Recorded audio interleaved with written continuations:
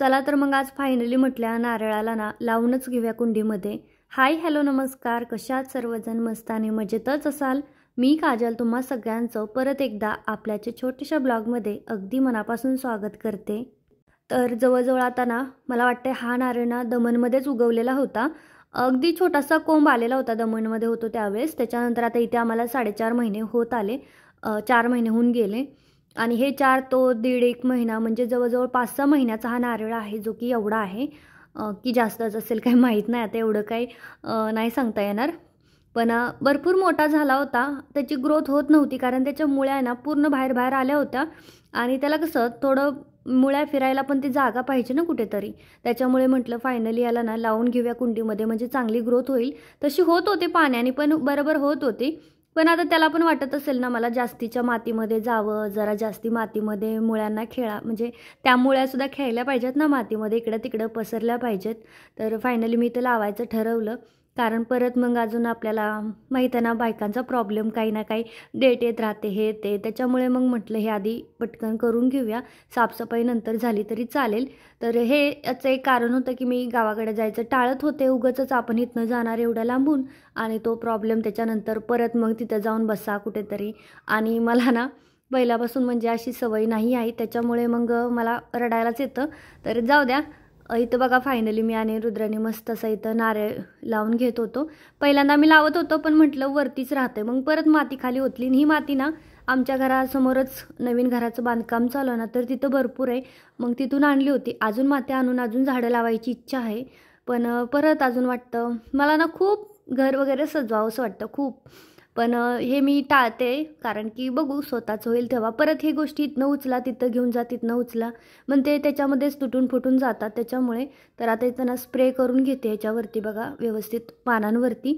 रोज पाणी नाही घातलं तरी चालेल, पण वरती ना जे काही पानं आहेत ना त्याच्यावरती असं स्प्रे करायचं, म्हणजे एकदम टवटवीत राहतात आणि मस्त दिसते पण। तर फायनली तर माझं नारळ लावून झाला, मी आतमध्ये नेऊन ठेवला आणि तोपर्यंत रुद्रला म्हटलं तुळशीच्या कुंडीला कलर कर, मी तोपर्यंत शूज वगैरे साफ करून घेते। तुळस पण बऱ्यापैकी मोठी झाली होती। तर इथं हा जो स्प्रे आहे ना मला वाटतं श्रीपाद यांचा, कोणत्याही कंपनीचा घ्या, काही फरक नाही पडत की कोणती कंपनी आहे स्प्रेची। हा शूज स्प्रे आहे, फक्त काय करायचं थोडंसं स्प्रे करायचं आणि तेवढ्याच आहे ना ह्या ओल्या कपड्यानं असं पुसून घ्यायचं। 5-1 मिनटं, जास्त शूज खराब असेल तर ठेवायचं, पांढरा शूज असेल तर, पण अशा जो ब्लॅक शूज आहे ना त्याच्यावरती फक्त स्प्रे करून पुसून घ्यायचं। एवढे नव्यासारखे दिसतात ना, एकदम पॉलिश केल्यासारखे। आणि इकडे भरूचमध्ये खूप धूळ आहे, म्हणजे जस्ट बाहेर जरी गेलं ना तरी तुमचे डोळे धुळीने इतके बेकार होतात की विचारू नका। त्याच्यामुळे रोजच हे साफ करावं लागतं। मला वाटते ना मग आता ह्याला वापरते, ह्यालाच 4 इथं आल्या त्यावेळेसच घेतला होता, 4 महिने होत आले असतील, अजून अर्ध्याचा अर्धा आहे। त्याच्यामुळे हा भरपूर टिकतो, म्हणजे ह्याचं कसं आहे फेस होत राहतो, फेस आतमध्ये थोडंफार पाणी असेल त्याच्यामुळे ते फेस होत वरती येतो, त्यामुळे भरपूर टिकतं। आणि ह्यांचं नाही मी इतकं करत, पण रुद्राचं मला रोजच करावं लागतं।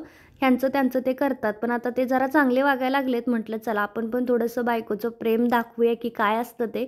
नाहीतर मी त्यांची कोणती कामं करत नाही, म्हणजे शर्टला इस्त्री करून दे, शूज हे करून दे, साफ करून दे, अशी काही कामं करत नाही। माझ्या मागच कामाचा भरपूर लोड असतो, तेच माझी करतात। पण आज म्हटलं चला आहे शूज बाहेर, तर कारण की आज हे बाहेरचं पण मी थोडंसं ना साफ करून घेतलं होतं, सगळ्या चपला शूज सगळं आतमध्ये कपाटात नेऊन ठेवलं। उगाच आम्ही कुठं जात नाही जास्ती करून आणि बाहेर ठेवून ठेवून ते खराब होतात। ह्या स्प्रेचं ना अजून एक फायदा तुम्हाला सांगते की बघा, आपण पाण्यात ज्यावेळेस चपला धुतो त्यावेळेस त्या चपला ना तुटल्या असं खाचाखाचा पडतात आणि त्या तुटून चिरून चिरून होतात, चप्पल नाही पण शूज जे हे जे शूज आहेत ना तर ते असे होतात। त्याच्यामुळे असं काही होत नाही ह्या स्प्रेमुळे। ते कसं पाण्यात जास्त भिजलं की मग ती शूज खराब होतात, पण ह्या स्प्रेमुळे असं काही होत नाही। त्यामुळे एक घेऊन बघायला काय हरकत आहे। तर माझा तर श्रीपाद कंपनीचा आहे, तुम्ही कोणताही घेतला तरी चालतोय, फ्लिपकार्ट मिशोवरती घ्या नाहीतर कुठूनही घ्या, चांगलेच असतात। हा माझाही मिशोवरचाच आहे बहुतेक। तर बघा आता छान इथं मी स्वच्छ केले रुद्रचे आणि त्यांचे शूज, म्हटलं तर लागलीच माझी पण चप्पल करून घेते।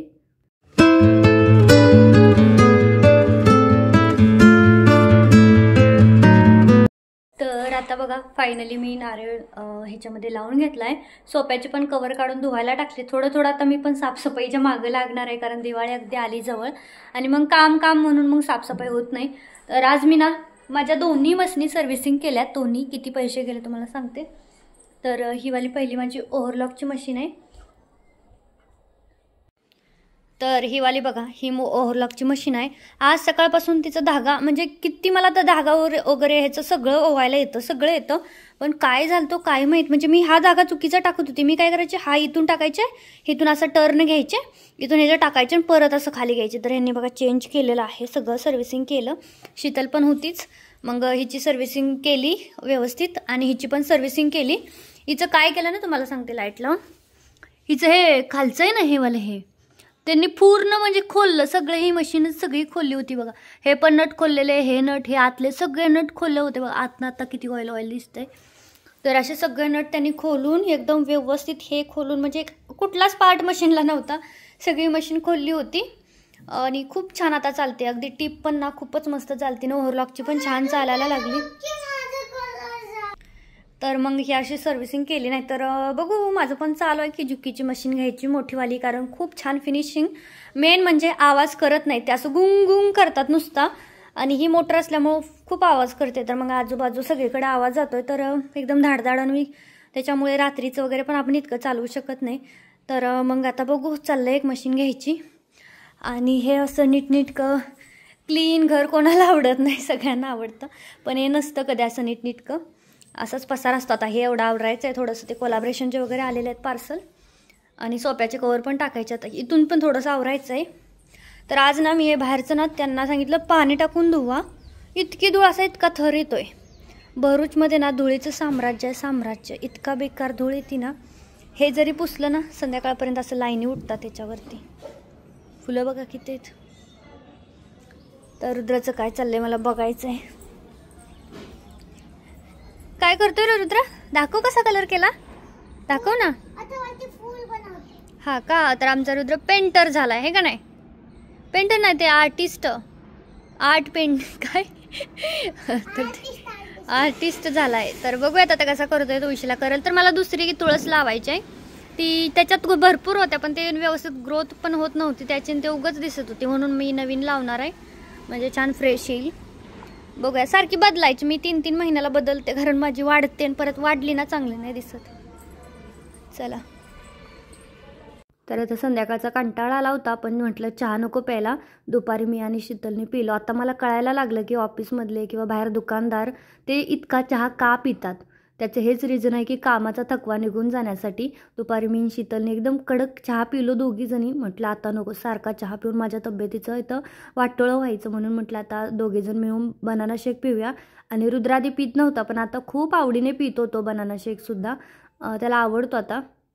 त्यामुळे आत्ता ना बरेच दिवस झालं मी बनाना आणला नव्हता. आम्हाला सर्दी होती आणि बनाना खाल्ला की काय होतं ना, सर्दी कंटिन्यूच राहते, जात नाही, त्याच्यामुळे नव्हतं. आता फिल्टर घेतल्यामुळे ना माझी सर्दी थोडी आटोक्यात आहे. आणि रुद्रचे पप्पा तर आंघोळीलाही फिल्टरचंच पाणी वापरतात, कारण त्यांची तर इतकी केसं गळत आहेत ना, माझ्यापेक्षा पण जास्त गळत आहेत.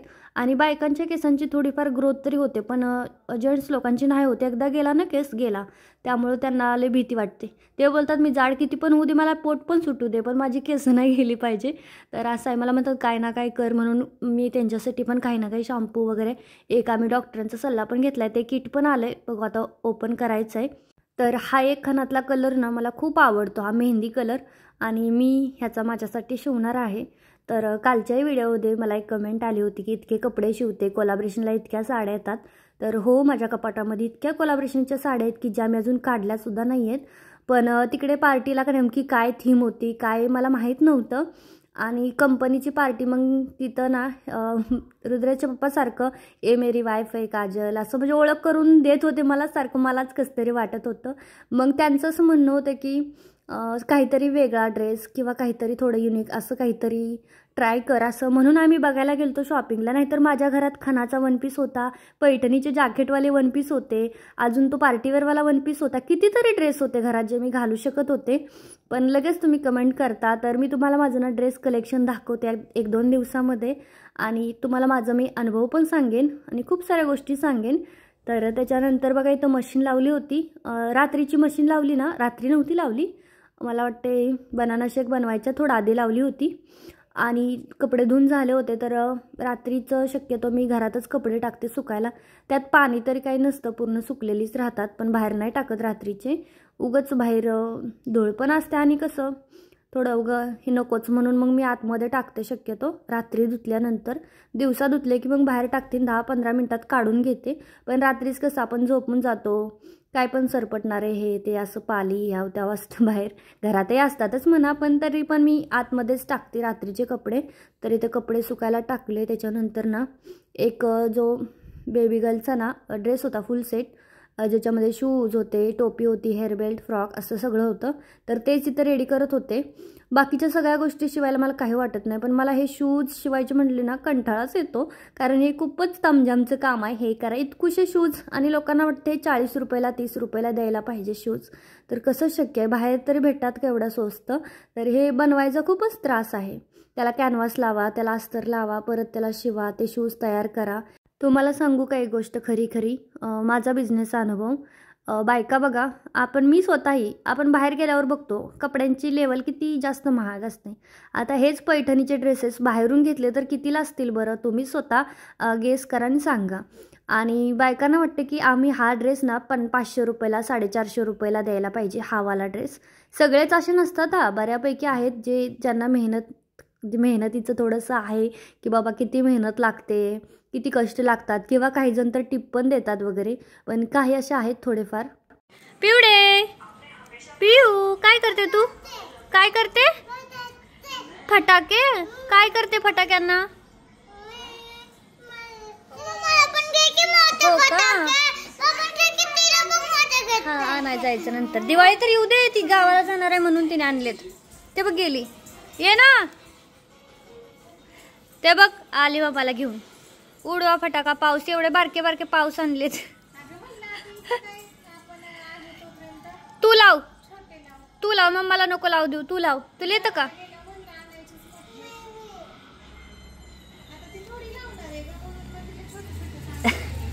पप्पा नाही आले बाहेर.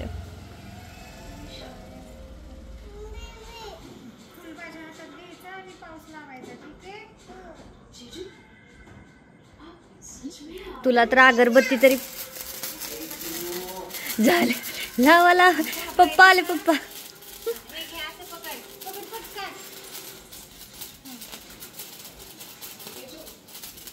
अरे बापरे, बघ किती छोटे असून लावते ती. बघ देव. अरे बापरे, किती मोठा पाऊस आहे. आज मला इतका कंटाळा आला होता ना, कारण सकाळपासून माझ्या हाताला हात नव्हता असं म्हणतो ना, तर तसं होतं. पण तरी पण किचन आवरल्याशिवाय थोडंफार क्लीन केल्याशिवाय मला झोपू नाही वाटत. परत सकाळी उठवल्यानंतर म्हणून पटकन म्हटलं एवढा किचन पुसून घेऊया पटकन वरचं. बाकीची भांडी वगैरे तर बाहेर नेऊन ठेवली होती. रात्रीचं इतकं जेवण नसतं माझं आणि रुद्राचं. मी फक्त भातच लावला होता आणि मटकीच्या डाळीची आमटी इतकंच होतं. पण तेवढंच पुसून घ्यायचं पटकन.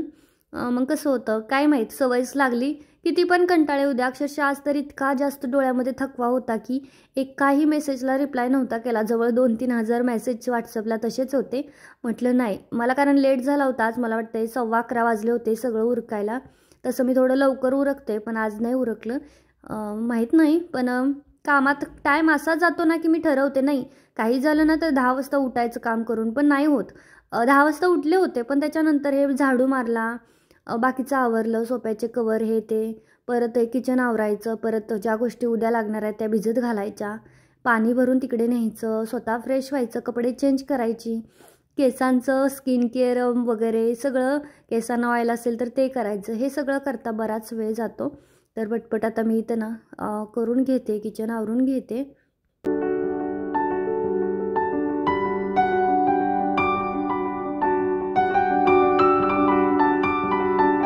तर चला म्हटलं आता लागलीच, किचन तर आवरलेच लागली. एवढा सोप्याचा कवर पण टाकूया 5 मिनटात, नाहीतर परत ते राहिलं की त्याच्यामुळे. आणि थोडा वेळ मी असंच मोकळे ठेवले होते आज सोपे, जेणेकरून थोडंसं साफ पण केले होते ना, मग म्हटलं थोडंसं सुकू द्यावं म्हणून. तर सोप्यासाठी सुद्धा मी स्प्रेच यूज करते.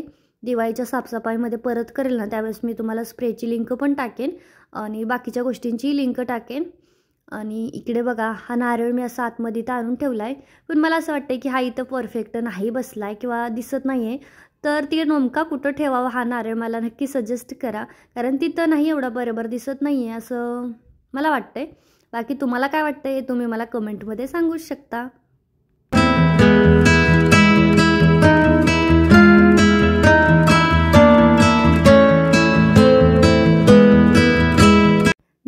कामं संपत का नाही, मी तिकडचं आवरून म्हटलं चला झोपायला जाऊया. तर इथं आली तर इथं बेडशीटच नव्हते टाकलेली. नंतर मलाच आठवलं की मीच तर काढून टाकली, दुसरी लावायची विसरून गेले. आणि ही बेडशीट लावायचं म्हणजे परत ते ओढून म्हणजे बरोबर बसतात, कधी कधी व्यवस्थित सटकत राहते, एक कोपरा लावला की एक निघत राहतो. त्याच्यामुळे तरी तर मी अशी वर चढले ह्याच्यावरती बेडवरती, ह्या साईडनं लावून घेतला आणि त्याच्यानंतर मग अलीकडच्या साईडने लावून घेतले. तर ही पण मॅट्रेस छान आहे बरं. मी घेताना पण थोडंसं बऱ्याच मला कमेंट आल्या होत्या, पण छान आहे, मला तर छान वाटते, झोप पण मस्त लागते. तर फायनली तो बेडशीट वगैरे लावून घेते म्हणजे फ्रेश वाटेल. विदाऊट बेडशीट तर मला त्या बेडवर झोपूच वाटत नाही, माहीत नाही का, किती पण लेट होऊ पण बेडशीट लावावं लागते. आणि बेडशीट लावल्यानंतर बघा किती भारी आणि फ्रेश वाटतं, एकदम नुसतं पॉझिटिव्ह फील होतं आहे की नाही. तुम्हाला असंच होत असेल तर मला तर मस्त वाटतं. तर पटकन इथं ना दोघींचे कवर लावून घेतले, उशांचे पण म्हटलं कवर लावून घेऊया. झोपायलाच निघाले होते, पण त्याच्या आधी लक्षात आले की अरे टोपीच्या ऑर्डर आज द्यायच्या होत्या, कारण बरेच दिवस झाले दिवाळीच्या लोडमुळे मी टोपीच्या ऑर्डरना मागं ठेवल्या होत्या. 2च ऑर्डर होत्या, पण त्याच किती दिवस झालं मागं होत्या पेंडिंग.